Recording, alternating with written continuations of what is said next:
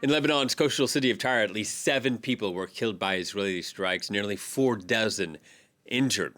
Overnight, Israel carried out a new wave of airstrikes on Lebanon's capitals, the southern suburbs. It came after Israel had ordered residents to flee the area. According to media reports, there were some 14 strikes in total overnight.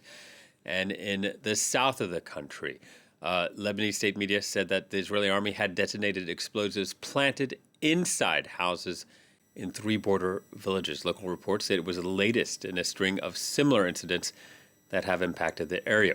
We can speak to our correspondent now, Rawad Taha, joining us from Beirut. Hello to you, Rawad. You're just back from southern Lebanon. Tell us a little bit about what you saw.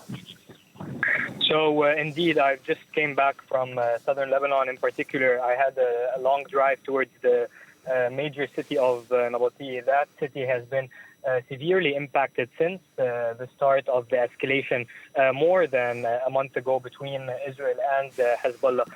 The city's entire center has been almost carpet bombed with a number of buildings completely broken and turned into rubble.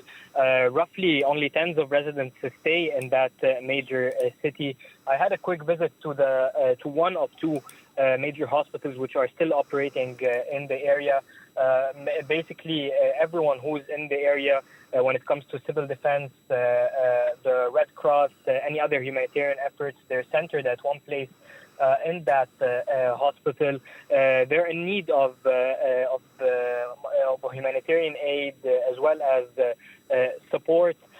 When it comes to the last few days, we know that Israel have some sort of limited operational control along the border, especially from the town of Kfar in the east, all the way towards Nakura near the Mediterranean Sea, with active clashes on 2 major fronts over the past 48 hours. There's a lot of focus on the major town of Bint Jbeil. That town witnessed a major battle in 2006 between Hezbollah and Israel, and it seems that an upcoming battle between the 2 sides is imminent in that area as well. Yeah, and Rawad, now you're back in Beirut, the capital's southern suburbs, once again hit by powerful Israeli strikes overnight. It's a Hezbollah stronghold, but there's also a lot of normal men, women, and children living there, a very densely populated area. What more can you tell us about those overnight strikes? So overnight, we've seen a warning by the Israeli army calls for evacuation.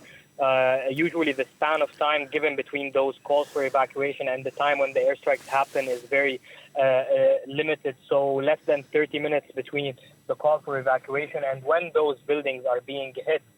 In particular, there is no understanding of what these targets potentially are. A lot of these buildings are civilian buildings with high-rise apartments. Basically, families losing their homes in a few seconds, having limited time to evacuate and carry their belongings.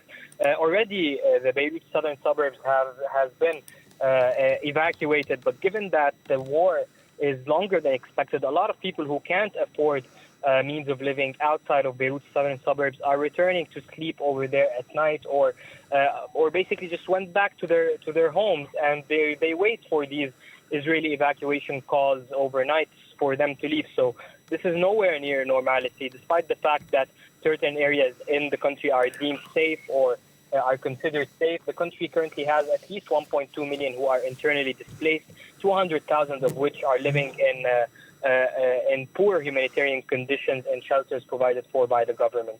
All right, Rawad, thank you very much. Rawad Taha reporting from Beirut.